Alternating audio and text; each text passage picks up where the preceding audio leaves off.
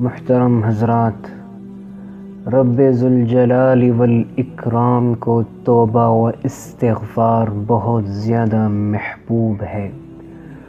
قرآن کریم اور احادیث مبارکہ میں اس کی بہت زیادہ فضیلت بیان کی گئی ہے۔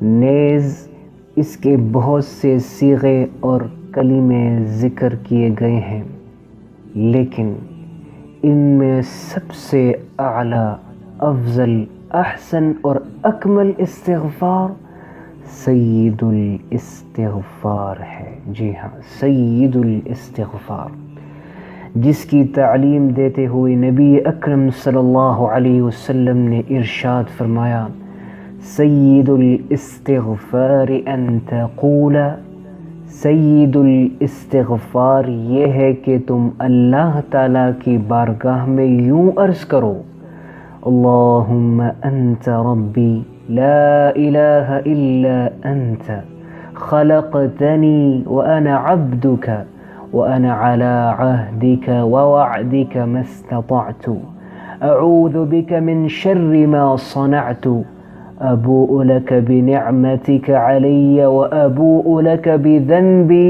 فاغفر لي فانه لا يغفر الذنوب الا انت۔ اے اللہ، تو ہی میرا رب ہے، تیرے سوا کوئی عبادت کے لائق نہیں، تو نے ہی مجھے پیدا فرمایا ہے اور میں تیرا ہی بندہ ہوں، اور تیرے عہد اور وعدے پر قائم رہوں گا۔ میں اپنے اعمال و کردار کے شر سے تیری پناہ مانگتا ہوں، اور میں اپنے اوپر تیری نعمتوں کا اعتراف کرتا ہوں، اور میں اس بات کا اعتراف کرتا ہوں کہ میں نے تیری نافرمانی کی ہے، بس میری مغفرت فرما دے، اس لیے کہ تیرے سوا کوئی گناہوں کو نہیں معاف کر سکتا۔ سید الاستغفار، سید الاستغفار کی عظمت و فضیلت کی بنا پر حضرت صلی اللہ علیہ وسلم نے امت کو اس کے سیکھنے کا حکم دیا ہے، چنانچہ ارشاد ہے، تعلموا سید الاستغفار، سید الاستغفار کا علم حاصل کرو۔ محترم سامعین، سید الاستغفار کی عظمت و فضیلت کے لیے نبی رحمت للعالمین صلی اللہ علیہ وسلم کی حدیث مبارکہ کافی ہے۔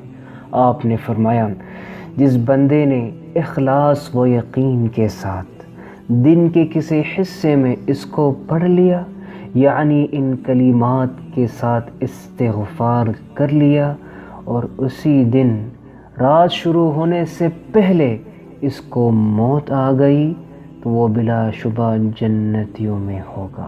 اور اسی طرح اگر کسی نے رات کے کسی حصے میں اس کو پڑھ لیا اور صبح ہونے سے پہلے اس رات میں اس کو موت آ گئی، تو آپ نے فرمایا فَهُوَ مِنْ أَهْلِ الْجَنَّةِ، تو بلا شبہ وہ جنت میں جائے گا۔